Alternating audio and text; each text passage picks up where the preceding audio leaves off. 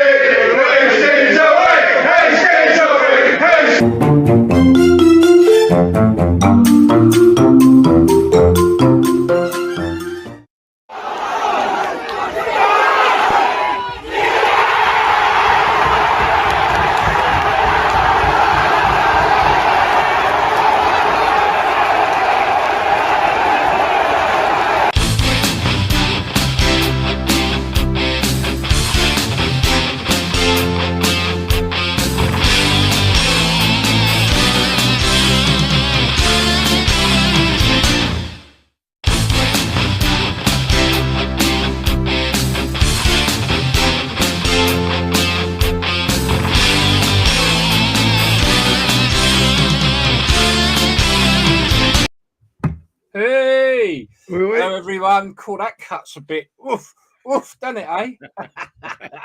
Right, okay. Good evening, everyone. Welcome to Thursday's regular edition of Proper Football Live with me, Daniel. There, Mr. Palace, who now knows he's playing Arsenal, the very first Premier League game of the year. Top of the league straight away. Absolutely straight away. Nigel and Greg will be coming on very shortly. We have a little short video playing in a moment. But we will be talking a little bit. Well, we're going to be talking a lot, aren't we, Daniel, about England? Yes. Shout shit. Anyway, we'll talk more about that. And I think it's only fair, if we're down on Mr. Southgate, if we're down on England, it's only fair that we all explain why and not just go, oh, he's a muppet. So we'll be doing that through the course of the show. And it'd be good to get people on who are in the Southgate camp as well to comment. We'd love to, because I'd like to explain why I'm not impressed with England. And I don't just mean the last 4 games. We're also going to be talking about the debacle, which is they're now looking at having kick-ins instead of throw-ins yet again. Also, we're going to be looking at the Birmingham takeover from our friend, Mr. Bassini, who was obviously the previous owner of Watford and a bit of a yee-haw. And obviously, what is going on with Derby? There's probably not a lot to say, but we are going to touch on it. Obviously, Nigel will have something to say about that. Anyway, we've got a couple more bits to do. But Dan, how you doing? Have you had a good week? Are you happy? I'm good, mate. I'm just, I'm impersonating you. I've got Gary Harris written under my name, but I'm good, mate. What it is, everybody, he just really, really wants to be me. That's the truth of the matter. Hello, Ben. Hello, Damo. Hello, Carol. Hello, Jan. Welcome on board, all of you. It's going to be a fiery one tonight. It really is. Nigel and that'll be along in a minute. But without further ado, we need to get on with this video. So what it is, we were due to have the author of It's All About the Buzz, Understanding Terrace Culture, which is Jason Morgan. He's double booked. We've had to postpone it to next week, but this book is absolutely on fire. The reviews are immense, and not maybe what it would appear. So I caught up with him earlier today to give you a little bit of a teaser, and I asked him about England, ready for next week. So here we go. We'll all be back in a minute. Well, Jason, thanks for giving me some of your time today. I know you were due on the show with us tonight, and obviously, due to double booking, we've had to postpone that till next week. I thought it'd just be nice to give people a bit of an insight into what you're all about, and the book. And the book is obviously, the title of the book is intriguing for me, and just maybe we'll give a little teaser for everyone for next week, where you're going to come on the show, talk a bit about the book, join in with some of the football chat that we normally have, and then somewhere down the road, we'll get a more in-depth interview done as well. Yeah. But the book title, It's All About the Buzz. And for me, the real bit for me is your wording underneath, understanding terrace culture, something that many people in their ivory towers or their TV studios do not understand terrace culture for one moment. So All I'm going to say is this, because I don't want to go into massive detail, because I want to save that for next week and a more in-depth interview. Yeah. But I'm going to say this, and you give me your response. A lot of people might look at this and go, "Oh, this is just another hooligan book," but it's far from that, isn't it? Yeah, totally. What I wanted to do is I didn't feel well qualified enough to say that I was a hardcore hooligan or fan. I had a small period over there when I was younger, and it was a little bit as your father. But I grew up in that culture where it was an obsession for everybody, and those were the days when you got up on a Sunday morning or Saturday morning. The dog needed to go belly up. That's why we like live. We like it we let it out. And we went out and we did things, right? And all week it was, are you going to game Saturday or are you playing Saturday, X, Y, Z? So the build up to it was a massive buzz. Do you know what I mean? I think we might have to start this again, mate. Got someone coming in. No, don't worry. This is what we love. It's real. This is what proper football's about, Jason. It's real, mate. People walking in and out. Yeah, it's real. I didn't feel qualified. I didn't feel qualified enough. I've always wanted to write something. I didn't feel qualified enough to write a book on football hooliganism. It's a bit passé for me now as well. So I took a trip up north with some mates up to Everton. They laid out the red carpet. I said, well, bloody hell, 20 years ago, you wanted to kill us all. And they just laughed and we got chatting and I got their side of things where total way of life up there. Obsession, right? Obsession personified. So I thought, well, I know a lot of people like that. I have briefly experienced that. I could add to that, but I could build on it. So on the way back on the train, the lads were telling us about the experiences of where Uncle Bob, when he was 5 years old, came round and said, "Oh, what are you looking so unhappy about? Big brother's gone football." And he went, "Right, come on, boy, we'll go over there." And you go over there and all the sights, smells and sounds, blah, blah, blah. Right? I absolutely get what you just said there. Yeah. Sights, the floodlights. Yeah, the whole For me, thing. the floodlights, the old pylons. Yeah. The coppers' horses, the crap in the road, the smell of the hot dogs, the programme seller, blah, blah, right? So that was the first part of it. Great, you've tasted that. You get a bit older, right? And all of a sudden you're going to go on a away game and you're going to sit on a soccer special for 7 hours, going up to Sunderland.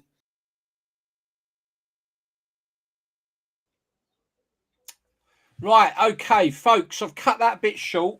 There is a bit more to that, and it's a teaser for next week. And I do ask him about his view on England. Oh, sorry, mate. Yeah, Callie's going to ask you. Yeah, get him on. But listen, we're going to pop that up on our YouTube channel. So it's interesting what he has to say, and it's a great teaser for next week. Great to get his opinion on where he thinks the England situation is, because it is a massive talking point, which we will obviously be doing tonight. So, yeah, that'll be on after the show. So go to the YouTube channel to see the rest of that short interview. It's only for about another 5 or 6 minutes after that, but it's interesting. And while you're there, if you haven't already subscribed, get on it. Subscribe. Come on. We need your help. Right. Look who's joined us. Cally, how are you, sir? Hiya, mate. Mate, you've been quite vocal in the week about England, haven't you? I've seen so many posts from you. I think we're going to have an interesting conversation in a minute. And how you been, Greg? How are you? You've moved home and everything. I'm good, mate. Yeah. It's all token young person. All settling down now, mate. Yeah, not only just moved home, but relocated and new job and everything, mate. The full shebang, big mate. one. Yeah. Well, look, we're glad to have you on. Like I say, we need a token younger person. And I'm sorry, Dan, and I'm sorry, Cally. I don't mean to say we're all old, but we're not young, are we? To be fair, I'm in my 30s now, mate, so you probably need someone younger. I'm only 32. I just want to say just about that. Watch the rest of that little interview with Jason Morgan. I can't wait for next week. But the book, it's all about the buzz, understanding terrace culture. It's got contributions from all sorts of fans from all over the country telling their stories. It's 100% worth a read. The reviews are absolutely outstanding on it. You can get it on Amazon, and I believe you can get it on somewhere else. I did want to play the whole video, but it was probably a bit long for the show. So go to our YouTube channel after this. Daniel, I'm sure we'll be able to put that up fairly quickly if it ain't already up. It will be up. It will be up. And so we will, you can go and have a look at that, and he'll tell you a bit more about where to get the book from. But I can't wait to talk to him next week and find out maybe what else has he got in the pipeline. Who knows? Right. Okay, gentlemen. What are we going to talk about first? I didn't realise Gary had the same name as you. I know. Listen, I've already said, mate, he just wants to be me. I've done it for tax reasons. Put different name. Yeah, tax reasons. Yeah. Oh dear, oh me.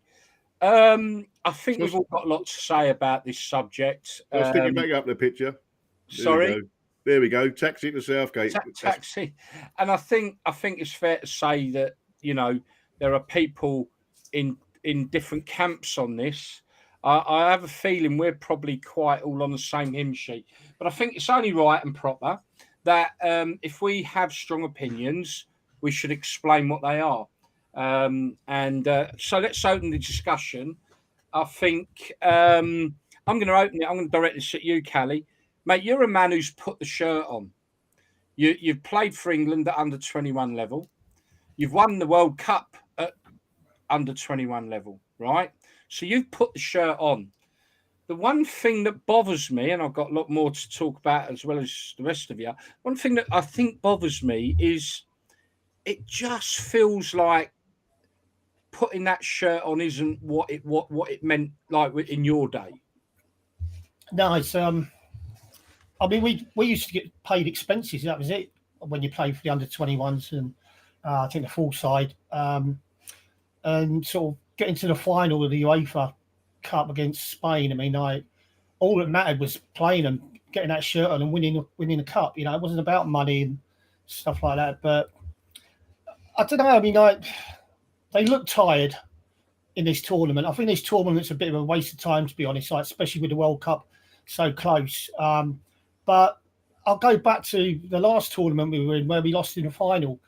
Every game we started off well. We went 1-0 up, and then it was almost like, right, we're 1-0 up, we've got to defend this 1-0 lead until the end. And anybody in football knows if you invite teams to play in your half for the majority of the match, right, sooner or later you're going to concede goals. And that's what we do all the time. We seem to we're very negative, and it hasn't just been these last few games that we played. It was even back to when we got to the final. You know, we got to the final, but we're still negative. And I think that's the way he is. You know, and I think he's done well.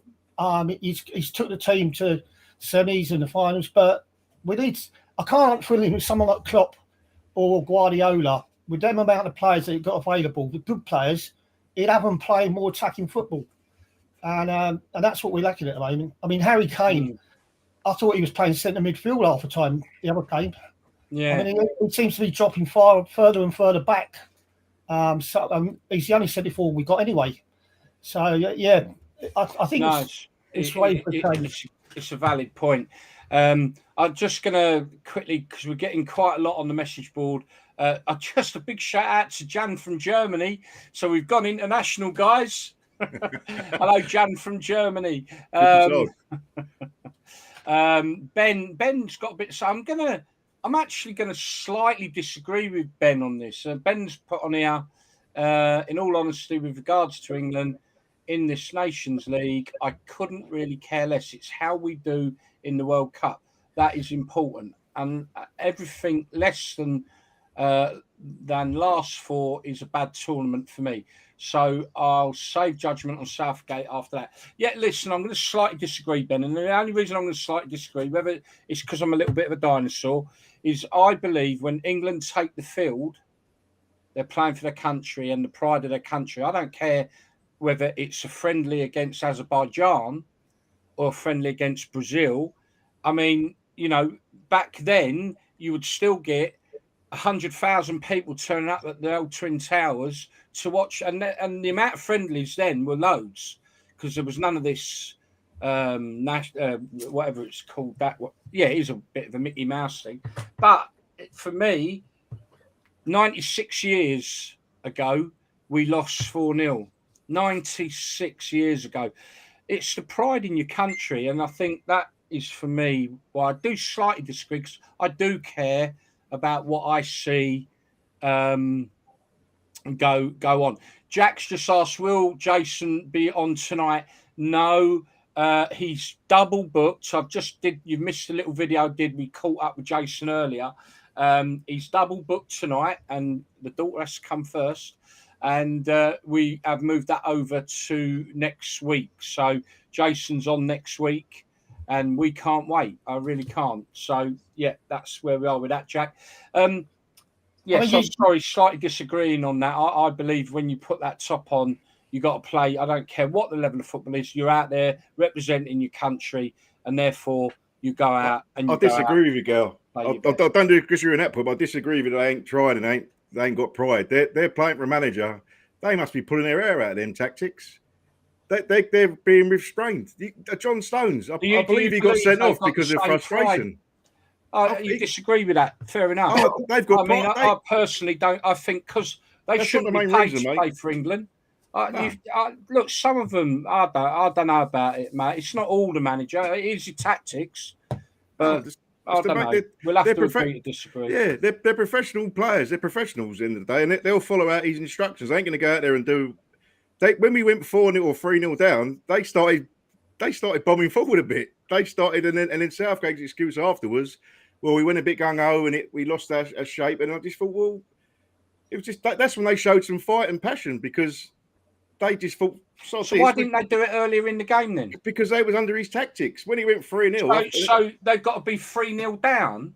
No. To take it into their own hands to play and win a game of football? Yeah, but you can't go against your manager. They're multi-millionaire fucking players. Yeah, but they didn't. They're not going to go out there and go gung-ho when their manager's told them to play a certain way. Don't push on too far. Sit back when you lose the ball. They're not going to do that. Are they prepared to do it when we're 3-0 down? Well, I think their pride come in, but they're not going to go against the manager. I don't agree with the fact. I don't think they. Yeah, with some of them maybe. I don't think they all put that shirt on with the pride they should. In my view, that's my view. We'll just agree to disagree, mate. Yeah. I think there's a bit of a divide amongst them, to be honest. I think you've got some in that camp that are fully behind Southgate, believe in all his methods, have done since day one and still do now. But maybe some of the players that have been coming through recently, you know, a lot of them are flair players. You know, you look at the Bowens of the world, you look at Abraham been scoring goals out in Italy. You look at some of the other players, you know, Foden, I know he had COVID, but he didn't even start, did he, in them 4 games? Grealish, not really getting a true sort of go. I don't believe that they're all on the same page. I think you've got some players who are frustrated that they're being held back, you know, like you say. And then there's probably some players who are just so obsessed with Southgate and think he's the best man for the job. His favourites, the ones he keeps picking. Yeah, exactly. Yeah.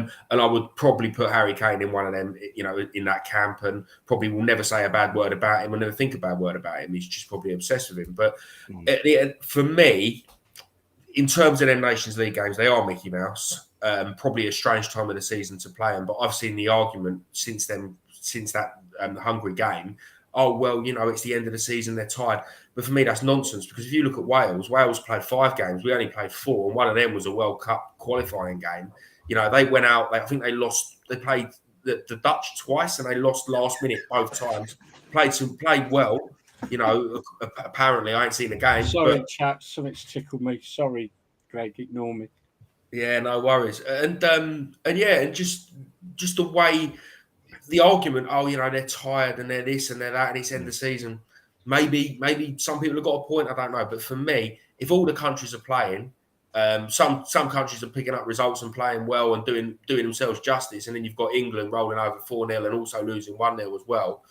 Yeah, for me, you've got to look at the manager, you've got to look at the players. But this would have been the World Cup, Greg. Now, yeah, it would have been now. So yeah. They're not going to be tired, are they? But you see it though, don't you? You know, if you think back to previous years when the World Cup's been on and the Euros have been on, the countries that flop and the players that flop, that's always the excuse, isn't it? You know, they've had a long, hard season, they're tired, they're this, they're that, they're maybe not matched, or not matched, but maybe they're carrying an injury or carrying not. It's always the same old excuses. So whether it's the Euros, the World Cup, or the Nations League. Yeah. I mean, some of them had a few weeks break, you know. I mean, Nigel, you're probably the best to I've never been in professional football. None of us have, apart from yourself. So you're probably the best to comment on how tired you are at the end of a season, and can you? I used to love playing 2 games a week. I used to hate it when we only had 1 game a week. So I can't understand where all the complaints are coming about. We're playing too much football, but I do agree that this Nations League things, for me, I wasn't even interested. It was a waste of time. Players. If he was that concerned that players were worn out, like, you know, Harry Kane's, all that, why don't you play a complete second side? You know, put them in. The crowd then will know that he's put out a second side, so expectations aren't going to be so great. But if he's putting out what he's calling his first team, and he's expecting to win games and get high in the tournament, then the crowd have got every right to be disgruntled with the performances I've just seen. But we're playing 2 games a week. Rubbish. I can't see that. You know, we played football for Watford with under Taylor, and we played a game on Tuesday night, and we was told we had to come in the next day, and we thought it was going to be for a little warm down, rub down, all that lot. And the circuit was all laid out on the football pitch, and we're thinking, that must be for the reserves. And he said, right, get your shirts on. We had to do a circuit the day after a game, and he said, what are you moaning about? You played 90 minutes yesterday. That was it. You train longer in a week. You played 90 minutes. And Nigel, back then, your first 11 were the same team sheet every week, weren't they? You never had a squad of 25 great players who could all come in and mix and match and rotate. They rotate now, don't they? A lot of these big teams, they don't. I played 42 games in the season, plus the cup matches that went with it and stuff like that. So when you got into Europe that year, how many games did you play that season? You must have been over 50, easy, wouldn't you? Yeah, we did. I mean, the UEFA team must have had about 6 games in that. I think we played 3 games in the group. Then we beat France in the quarterfinals, beat Italy in the semi-finals, and beat Spain in the finals. But like I said, I never complained about it because I love playing football twice a week. So that's the bit I can't understand, you know, and they're getting paid, you know, the desire to win. Nobody wants to lose, but when you're looking at getting an extra 250 quid in your wage packet if you win, it sort of means more to you. But these guys are getting the contracts that are going to make them for life in one go. Like, you know, so. Did you play under anyone? I know you ain't going to mention names, which is obviously fair enough. But did you play under anyone that you didn't agree with their tactics? And if you did that drop your levels a bit in the game? No, I mean I think every team's got a way they want to play, but we mentioned this the other week about there's players in that side that are playing for teams that are playing at a high tempo in the Premier League, and they're playing at a quicker speed. And I think when they join the England squad with Southgate, it all slows down again, doesn't it? You know, the amount of people that are commenting on passing it sideways, backwards, or, you know, it's not the football people want to see. I know you want to win games, but people pay for entertainment. Especially with the players we've got.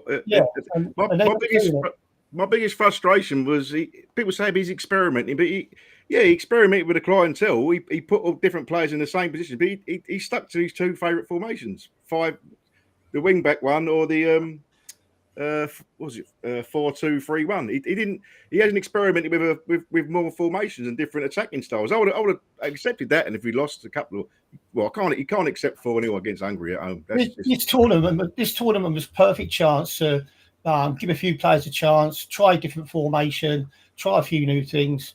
And like I say, people are wanting to win the World Cup. So I'm sure, like, if they saw that he was trying new things in this tournament, he wouldn't have got such a hard trip, you know.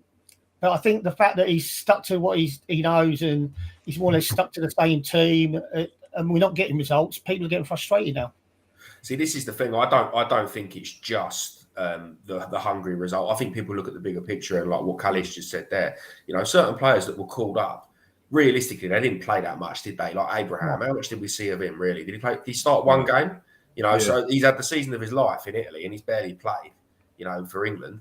And then you look at other players. James Maddison still couldn't get a call up, even though he's done well recently. And you're thinking, okay, because I didn't know this, but apparently we've got 2 games left now. We haven't got any warm-up games before the World Cup as such.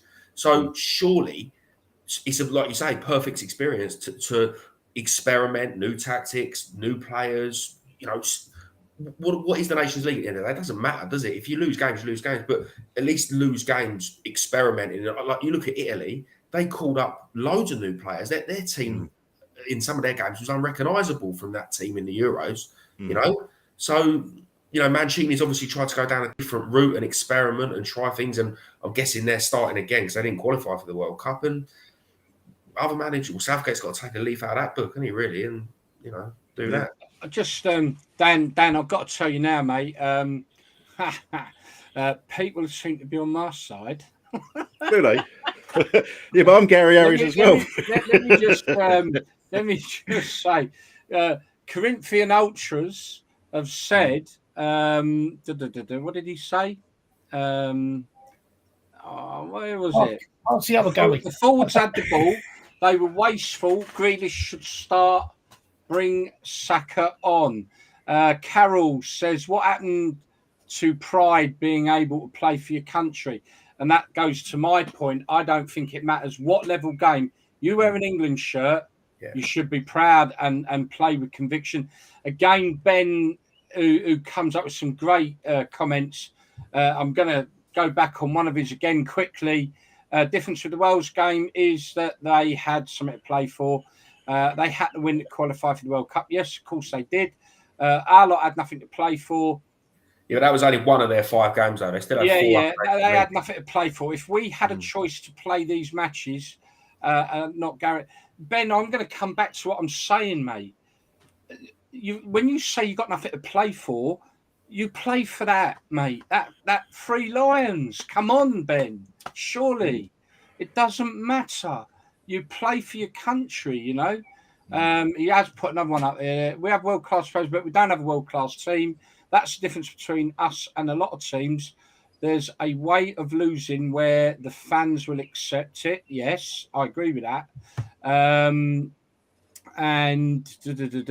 Losing with bad. Southgate will leave after the World Cup, no matter what happens either way. £9 million a year he gets. Just remember that as well. He's not going anywhere before £9 million a year. And then Craig Vince, a new one on. Hello, Craig. How are you doing?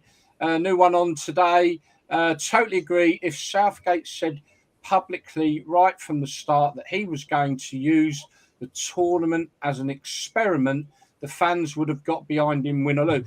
I just don't think a 4-0, 96 years, we've not been beaten like that against Hungary. I'm not sure whether a 4-0 home loss. They're 40th in the rankings, Gail, is acceptable. That's like Liverpool playing a 3rd or 2nd division team and getting done 4-0 at home. I think they're not a bad side, Hungary, but no. I think they're a good side, don't get me wrong. Then they're certainly not a side that should be beating us at home 4-0, are they? They're the perfect side against us because people have worked us out. They just sit back in numbers and hit us on the break, which is exactly what they did. And we've been worked out. And that's where Southgate, he's been there 6 years and you've got to evolve with the team.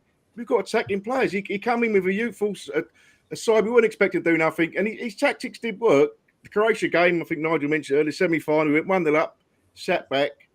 You can't do that. Yeah. And then the players have evolved. We've got better young players that got older and more experienced, and he hasn't grown with them. He's still doing the same shit, boring tactics. Yeah.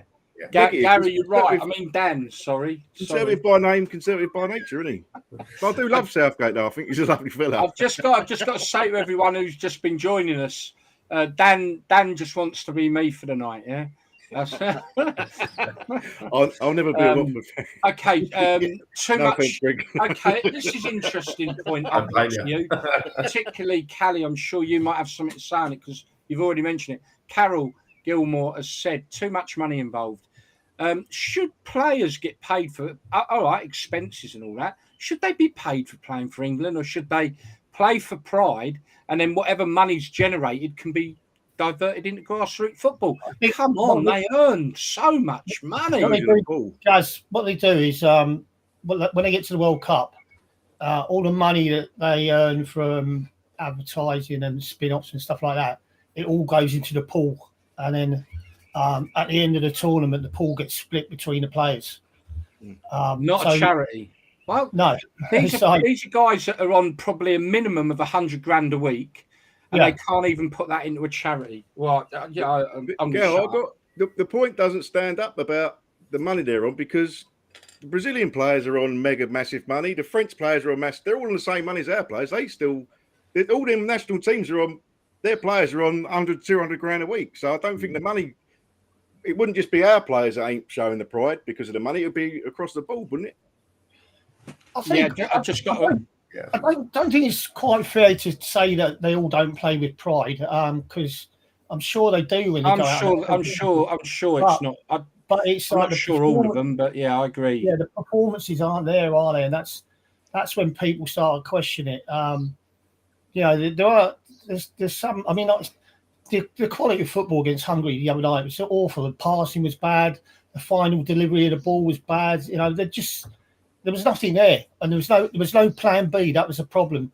There was no plan B that Gareth Southgate had to change it.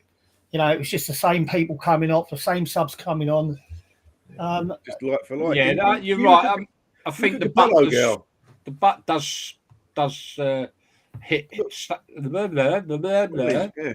I mean, if we put an England side together without any Man City or Liverpool players in, and Liverpool played England, and Man City played England, who do you reckon would win? Oh, Man City or Liverpool day long.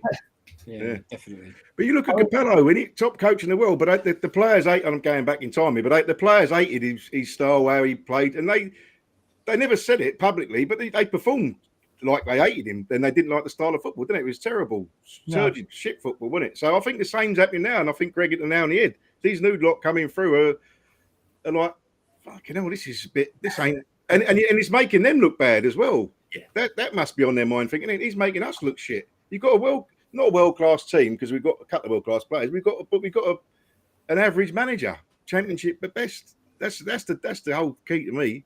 What's he done except for England? Yeah, exactly that. Yeah, he's done well with the under-21s. He galvanised. I've heard all them arguments. He's galvanised the team. He's got more. Yeah, he's done some good for their country, but he's gone to his level. I think the thing is, the Southgate supporters will continue to say, "Oh, but he got to a semi. Oh, but he got to a final." Yeah, but that argument only gets you so far. Do you know what I mean? I just want to respond to people who are right. Ben, yeah, I get it, Ben. I get what you're saying, mate. Absolutely. Ben just agrees with me about the passion, but yeah, I hear what you're saying. They will hopefully raise their game in that respect. Cardinal Ultras. Can we talk about Woking? Think they're going to go. Well, we're going to finish off talking about England, because I'm going to throw some more shit everybody's way, to be fair. So yeah, we will mention Woking. He thinks they're going to be dark horses next year, and I have been down there as well when Watford played them in the cup a few seasons ago. But let's finish the England discussion. Matty J, Nash. We have to stick with Southgate. Can't get rid of him now. A few months. No, I don't think anyone. They'll call for his head, Matt, but they're not going to knock him on the head. We all know that. And you can't change a manager this close to a World Cup. We say that, but maybe we could. But anyway, listen, guys, this is what I'm going to throw at you. So one of the things that really was pissing me off a little bit after the England game, during it, before it, after every England game, is it just seems that all these ex-players, sorry, Nigel, I don't mean you, I love you, but all these ex-players on these panels, do they not watch the game? I mean, but they know Southgate, don't they? They're not going to. Stuart Pearce was like, he couldn't say what he wanted to say because it's the old pals, and you ain't going to rat your mate out, are you? And it's just this is where I miss Roy Keane. Yeah, I mean the Channel 4. Channel 4's panels have been absolutely appalling. I'll blame them for this bad run of form. Channel 4. What a shite panel they had. I mean, it really, honestly, it got a little bit better from that away Hungary game. That was awful. Well, they got rid of Owen, didn't they, for the fourth game as well? Yeah. They binned him off, didn't they, in the end as well? Personality. They just close ranks, don't they? they close ranks so much, and it's like, you know, I'm going to be honest, guys. Now, right? I was not impressed with the England performance in the Euros. We were doing, obviously, Matt is on at the moment. Darren Ashby, how are you? I did a show. We were doing shows with Matty and Martin King, God rest his soul, after every England game, and especially in the group stages, we were really damning of what we were watching. It was really bad, and there, you know, again the run, and we I know everyone says yeah, but you know you got to have a bit of luck, and he has had a bit of luck. The run into that final was it was a good run. It was a good run, but I was not impressed in the group stages whatsoever. And every show we were quite damning of the England performances. And then obviously we had quite a nice cushy route into the final. In all fairness, and in the final we didn't win. But so I wasn't overly impressed with the performance. And as for the World Cup, and I know, if you go onto YouTube after this and watch a little caption from our friend Jason Morgan, he says it like you did. He mentions what you said the other week. We lost twice to Belgium in that World Cup. And we did, what was it? Who was the other side we lost against? Croatia. Oh, of course it was. Again, you know, a very, very comfortable route through to the semi-final. But again, you know, like Nigel said, you know, 1-0 up, and we really didn't play like we could have done. We never seem to go for the throats, do we? No. We don't 1-0 up. Let's go 2-0 up. Let's go 3-0 up. You can't mix it up, can you, Southgate? No. There's teams going in history in World Cups and Euros and all that. The teams do tend to start. Teams who win it, some of them tend to start slow in the group and they build and grow into the tournament. But you know, with Southgate, that he hasn't had any bad luck in the tournament. He's had good luck.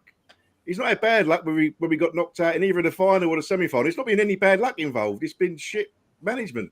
His in-game management is what his worst thing is. He can't change a game. He's too slow and cautious. So I started this off by saying it's fair that we explain if we are unhappy with Gareth Southgate. Everyone's saying, "Oh, it's pathetic. He's had a couple of bad results." Right? No, I'm sorry. I'm explaining from my point of view. I've not been impressed with England since the World Cup anyway, or during it. I haven't been impressed with them, and that's where I am. And they're the reasons why. Again, exactly what you're all saying as well. Nige, sorry, Dan, Dean Ashby. Oh, right. Question: will you please stop downloading porn links? Yeah. Don't listen to Dean Ashby. Dean, he hasn't promised, but there we are. Yeah. I've actually got nothing on underneath. Well, you know, that's a lie, mate. So I caught a glimpse of you earlier. You got your suspenders on. I see them.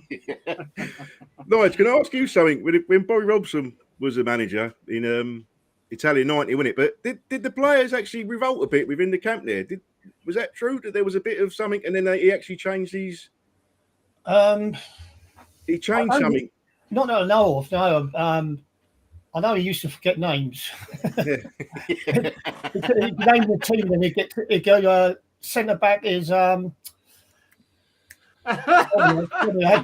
Brilliant. But no, because we was in the under-21s, you sort of travel over there together. But we play the under-21 match was played before the international match.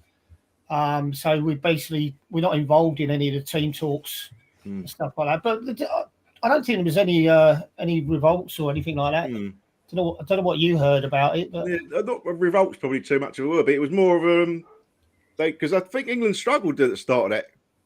I don't know who we started off with in the tournament, but he ended up with Beardsley and Lineker up front, didn't we? Yeah. In the Italian 90. But I'll have to look into that. I'm sure there was something. Funnily enough, going back all them years when I played for the under-21s, we played Hungary.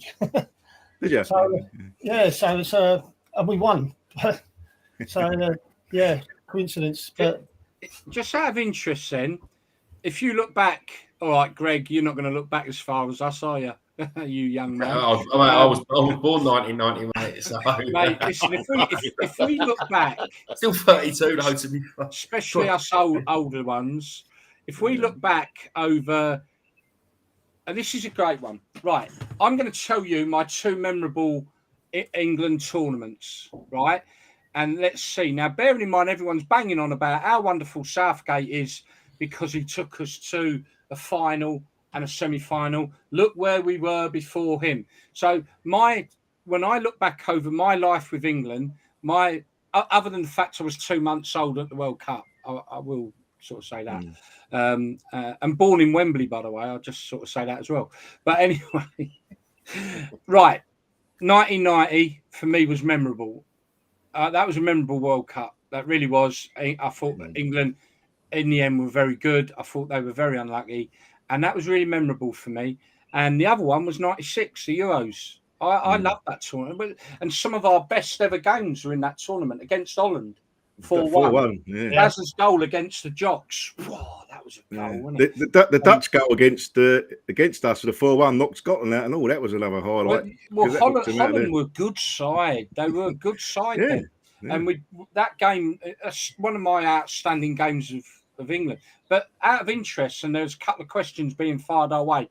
I'll come on to them in a minute. So, Cally, what outstanding England, I mean, other than the one that you won under the under-21s, but for full England, what tournaments would you say you look back and think, yeah, you know what, I remember that one? Probably the one where we lost to Germany on penalties in the semi-finals. Yeah. I was actually working abroad by then, DJing, but the atmosphere was brilliant, and you know that's 90, isn't it? Yeah, and the great time. It was playing well. You know, we had a bit of flair. We had a good team, and the country was buzzing. Yeah, it was mad over there. I was in Corfu at the time, and like every single bar was full up to the brim, and you know. Dan. But the first World Cup I actually remember, a vague memory of '78, which he wasn't in, but was it the ticker tape coming down in Argentina? '82 game, yeah, '82 in Spain. I always remember that because I had all the sticker albums, all the stuff, and I remember watching Northern Ireland. Like Billy Bingham, God rest his soul, he passed away this week, didn't he? But Armstrong up front, and I remember that tournament was brilliant, but I think we didn't do that well, did we? Was it there? You got through your group, and then you went into another group with 3 teams in, didn't you? We didn't lose a game. It was one of them, like Sweden with Graham Taylor. We didn't lose a game, but we went out. Yeah, but it was a group stage after the group stage, wasn't there? In that Spain tournament. That's right. Yeah. Right, Greg, because there's so many people commenting. I need to bring them into the equation. Greg, what stands out for you in your short life of England? Pre-Gareth Southgate, maybe. Well, no, if one of them's, I mean, it is an achievement what he's done. You can't deny that. No, I know. Do you know what, mate? I don't really know. First memory, obviously, I remember watching. Well, I remember sort of like seeing '96 and the hysteria. Even though I was only a kid. Yeah, 2002. But watching the games at school, they was on at like 6 a.m. or something. One day, I think is that the one? I think was it Korea, Japan and Korea or something. Wasn't it? Yeah, something like that. Yeah, I remember that one as well. But yeah. So out of, because you're a young man, compare the 2 semi and the final that Gareth got us to. I mean, I'm guessing they must feature in your top 2. One of them must, surely. Yeah. Probably not the semi for me. Probably the final. I think because the final, you have that hope, don't you? Do you know what I mean?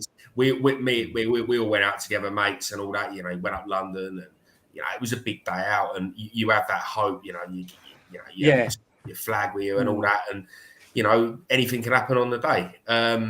But so yeah, you know, I'll be honest. I'm massively club. In fact, I'm club over country easily. You know, that's the bread and butter for me. I'll always support my country. Close mates will say that all I do is slag them off, which is probably fair. But I would get behind the right bunch of players and the right manager 100%. But okay, I think this has brought up a good point. Sorry, mate. There is a bit of a split with pro-Southgate and anti-Southgate. I would say it's 50-50. But if you look back before Southgate's success, if you're a certain age, there was like a 10-year period we had no success. We had Capello, we had the young Hodgson, generation, Iceland, and then the semi-final, right, the semi-final against Croatia. That was a brilliant for some people. For me, the Italy game, the Euros, I sat out here in this cave and watched the penalties, and there were some youngsters, my daughter's mates are there, and they was all cheering. They was devastated in tears after, and I just got up and just walked out. It didn't really bother me that much. I think you're right. The younger generation, they don't know any different. We do. No, I think we forget that, don't we, a bit? I think. I just want to point. Sorry, go on, mate. That are probably there's players in the England squad at the moment that probably wouldn't mind somebody else taking over, because each manager he's more or less got his team sorted out. His squad of players he knows he's going to keep. I know for a fact that when I got into the under-21s, there was a big thing about Howard Wilkinson playing the pure football, and Watford were a kick and rush side. And Howard Wilkinson was in charge of the under-21s at the time, and I was on the bench for the first 2 games. Then they moved him and they brought Dave Sexton in, and I never missed a game after that. I was in the first team all the time. So he's a good coach, really nice.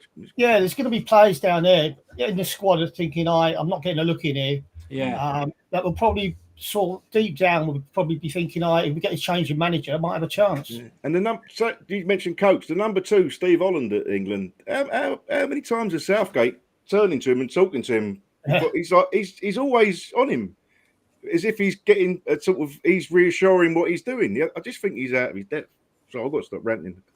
Right. Okay. I'm Gary Harris tonight, and I mean, we knew this would dominate the show, but I do want to just again, we've had so many comments tonight. It's been fantastic. I think a lot of Cally's crew are on. And we join Cally at 9:00 tonight for Mixcloud. We'll put that link up. I'm sure Dan will remember to put a few of the links up, maybe. But look, I just right. Okay, let me just catch up with a few of these people, if you wouldn't mind. No plan B is spot on. I watched Stoke for most of the season. Wasn't expecting to watch something equally as bad, mate. Me and Greg are Watford supporters, so we know exactly how you feel. Right, let's have a look now. Someone's Southgate got one. Sorry, Southgate has one way was easy for the Italian. Okay, I'm getting that a bit wrong. Don't download the porn. Oh no, I've done that one. Just wanted to mention it again. Right, okay. Question, fellas. Say Southgate was to leave now before the World Cup. This is interesting. Before the World Cup, who would you draft in to take charge of England for the World Cup? And it can't be a manager who's in a job right now. I'm going to tell you what the first person come to my mind. Deutsch. Sam Allardyce. Yeah, but he won't. I think he would have done a good job as an England manager. Really anyway, that's what first come to my mind. Come on, the rest of you. But he can't. He can't be in work, gentlemen. There ain't many options. Sean Dyche, but I don't think he would get the respect to the players. Mainly, I don't know. It's got to be someone dynamic, attacking minded. In English, yeah, but that's the thing. That's where the anti-Southgate argument goes downhill, because then you've got to come up with an answer, haven't you? Well, we've got someone saying maybe if you wanted to go foreign, you got someone like Zidane out of work, couldn't you? I guess. He's Well, won things at Madrid. So Stephen Parkin has said Nigel would make a good England manager. Yeah. It'll I'll be your assistant. Is Pochettino out of work at the minute? Not officially, I don't think, but he is leaving, isn't he? He's a good player, good coach of young players, isn't he? Is Zidane manager of anyone at the moment? No, that's what I just said. Yeah, he's left Madrid. Right, yeah, he's left. Madrid. Yeah, ideal, he would, wouldn't he? He'd possibly get in There are PSG. people you would, it would cost us a few, Bob, no doubt. 2004 Euros for me was magic. Rooney was the best in the world. That's Cardinal Ultras. Then you've got Carol Gilmore. Wish the players now were hungry. Very good, very good. Stephen Parkin, hi guys. Nigel for manager. 1996 was the tournament. Didn't qualify in 94. Holland game and Scotland game. Absolutely. That Holland game was immense. And you can never forget the goal that You forgot. Brain's not healthy. That's fine. I've got him on the fucking wall. Look, I've got him up here on the wall having his bollocks tickled. We're class in 1998, so Mull's better than the team now. I've got if Gareth Southgate got the sack. Oh no, we've already done that one. Someone asked that again. What about Pochettino? I think he would be good. That's from another new person I've not seen before, Adrian Simcott. Hello, Adrian. We love Cally. Cally, your boys are being loud and proud. Boys and girls are being loud and proud tonight. Methinks that Cally's Mixcloud tonight might be fun. Do you know what? There's a couple of things we do need to touch on outside of the England. There you go. That's up. See, there you go. Cally's Mixcloud tonight. Join it for some unbelievable music. And you do make some cracking friends like Carol, like Stephen, like Damo. Anyway, and Sonia. And right, okay, guys. They are now again looking, and they did this and tested it many years ago in the Dour League. Remember the Dour League? Yeah. Is that the Lisbon League? Why have I come on with all these old age pensioners? Right. They are again, and this suggestion is coming from our friend Arsene Wenger to take kick-ins instead of throw-ins. The idea is that you would have a certain amount of time, and if you got back and took the kick-in within a period of time, you can take it as a kick-in. Otherwise, it would have to be a throw-in. The idea is because the telly companies, no doubt, feel there's been some work done, and they say that the ball is not in play enough, and they believe this. I mean, I think it'd be a fucking disaster. At the end of the day, if players want to waste time, they'll waste time. They'll just stand around on the touchline, drop back the ball instead of throw it. I think Arsene Wenger lives in his own planet, but it would change the game, girl. It would change it. Sorry, it would change the game completely because you've got set piece specialists who could take a.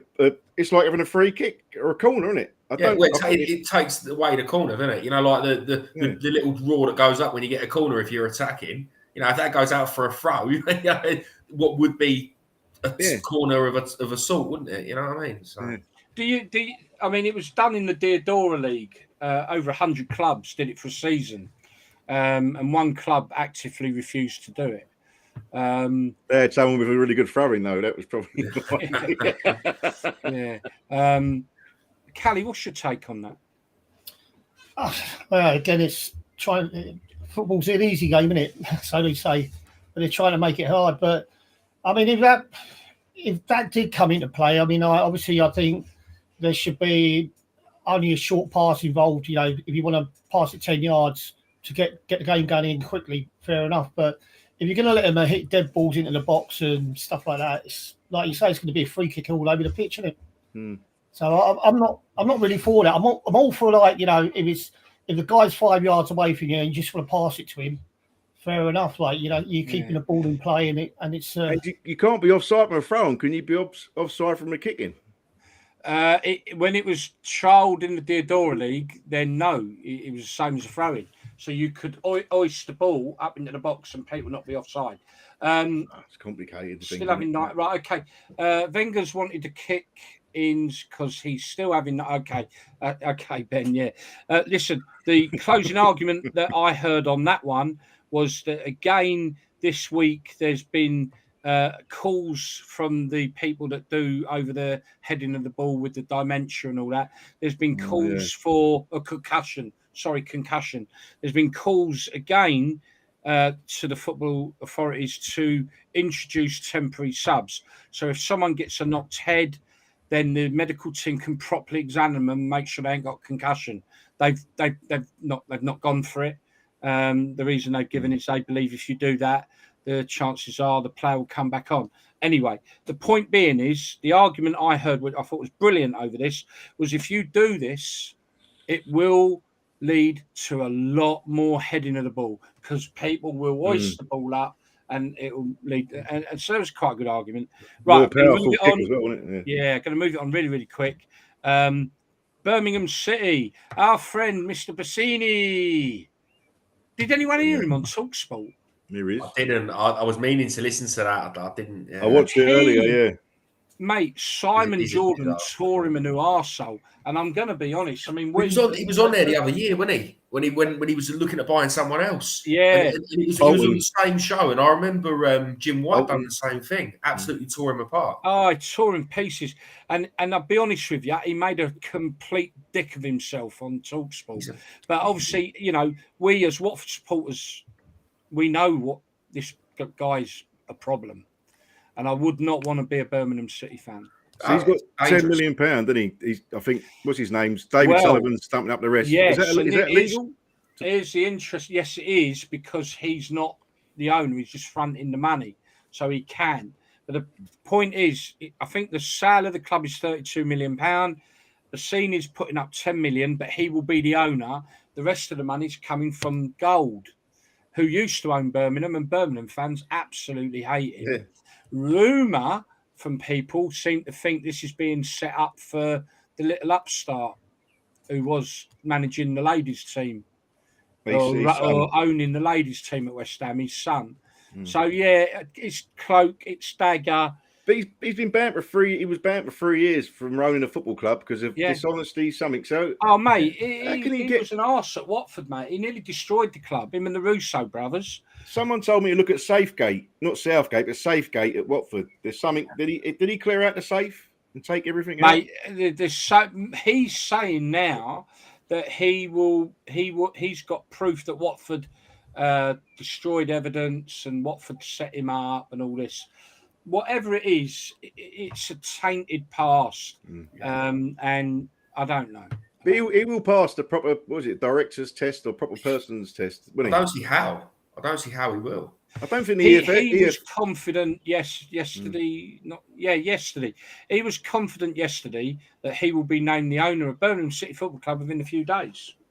And Troy Deeney, I believe, has come out and said he will keep as far away from him as possible. Yeah, I heard that. Yeah, he said that.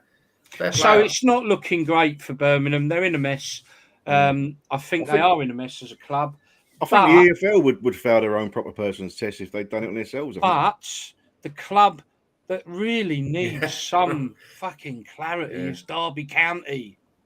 Surely now. I mean, does anybody know what's going on? One for Cally, this, I think. Well, we got a few Cally fans on who are Derby. So come on, people. Damo, I know you're one of them. What is going on? And we're going to have to finish on this subject, gentlemen, because we are almost out of time. Mike Ashley, I think, did it? Allsop leaving. I think Ashley will end up with Derby. Yeah. I'm not being funny. If I was a Derby fan, I'd probably be relieved because at least I'd have some stability. He might not be the greatest owner in the world, but he ain't going to let your club disappear. And I think at the end of the day, he's a successful businessman. They need some stability, bless them. Going back to the managers, what about Rafa?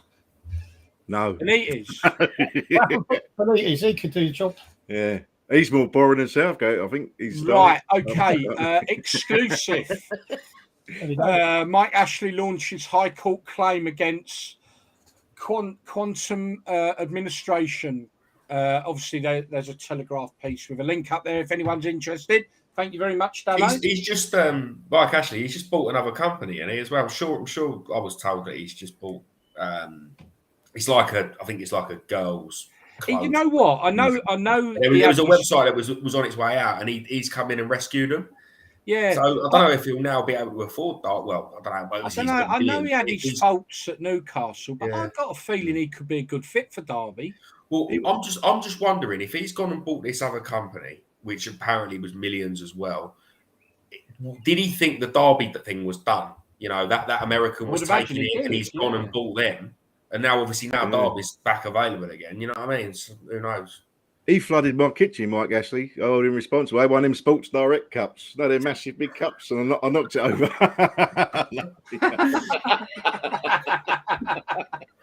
What do you like?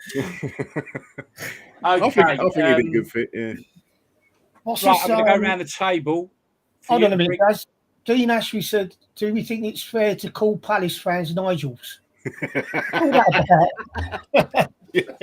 We're called the Stripey Nigels. Dino's a Palace fan and all, but we're called Nigels for some reason. Really? You know that, Gary? Yes, we Stripey are. Nigels, isn't it? Oh, I didn't know that. I've always called you Twats, not Nigel. But anyway, I can't say on here what I call we you. love Palace, really. Not. So, I'll tell you what, then let's go round the table. Any other business, Nigel? As in, no, Palace Nigel.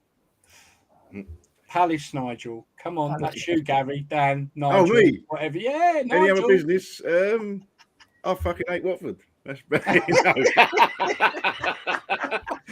yeah. See, the new Premier League fixtures come out. I think the next one's next week of the EFL, aren't they? Yeah, So all the first games come out. So yeah, looking at. I think we touched on it earlier, but yeah, it's nice to see. But then you can't plan for nothing because they're going to Sky change and BT. Yeah, you've got anyway, being a Palace fan. Have you got anything that jumps out? So listen, Man City and Liverpool probably bought the two hottest strikers about at the moment. Yeah. Which one do you think is going to have the most impact? Haaland. good point. Yeah, I don't know. I haven't seen much of the other one, Nunes. Yeah. No, I did actually. Part of what I did want to do tonight, which we're already over, so we can't. Maybe we can roll it over for next week. But I did want to actually put the question to everyone: do we think there is anyone who could compete with these two? Are we looking now for a while? And I believe we are at a two-team league, which was really what we used to criticise Scotland for being, and now we're there. I can't see what anyway, I think people are getting ahead of themselves a little bit with Spurs, aren't they? Because they've done a bit of early business, and people are sort of saying, well, they can be third. You know, they can definitely not compete with City and Liverpool, but you know, they can be best of the rest potentially, especially if Conte stays. And is that your other business? I ain't really got any, mate. No, cool. Yeah, it's none of your business. Cally. No, I can't call you Nigel anymore, can I? I thought of one thing. You haven't mentioned it tonight. Is obviously Burnley new manager Vincent Kompany. How's that going to go down? Oh yeah, good point. Don't know. I think it's good. Flooding City for the youth, or maybe on loan. He certainly will get some support from them, won't he? Yeah, of course. I think it's probably a good signing. To be fair. I forgot to mention earlier, Gail, other business. I won a bet on England. I won a bet on England game in the week. I thought we was going to get a few goals, so I just England over 3.5 goals. Well, the game to have more than 3.5 goals, and it came in. Yeah, brilliant. Well done. I didn't even realise. One happy England fan. Yeah. Right, Nigel, AOB. Sorry? Any other? Sorry, Cally. I forget. I can't call you Nigel no more. Cally. Any other AOB? No, I just noticed that the Henderson's they're on about him going to Nottingham Forest on loan. Dean Henderson. Oh right. What's happened to the Forest keeper? Is he gone? He wanted he said more money, he was leaving, didn't he? I think. Yeah, I don't know if he's left yet, but he did say not long after the playoff final that he wasn't staying. All right. I'm not sure whether Forest is going to cope in the Prem. You know, they got a lot of changes at the loans. That Jed. I hope they do. Yeah, I do. If there's one club that deserves to be up there, it's them. The thing is, like you say, a lot of their better players were on loan, weren't they? Or are looking at leaving. So it's a bit of a weird one. Like that, like you say, that Jed Spence, when he on loan from Borough, I think, and then he's linked with Spurs and whoever else. So Damo says, hope he does, and Samba. Okay. Right. My AOB then is really to all of you watching. Obviously, as we've already said, we've got Jason Morgan coming on, touch on his new book, which seems to be raging success. Also, just quick couple of things, people. Please, I know we keep asking, it sounds boring, but please, if you would subscribe to our YouTube channel so that we can do more work on that, we really would appreciate that help. Also, if you like what we're doing and want to help, and we've got some good big ideas. We've got some big things going on at the moment. We've got people looking, hopefully, maybe even to help support us.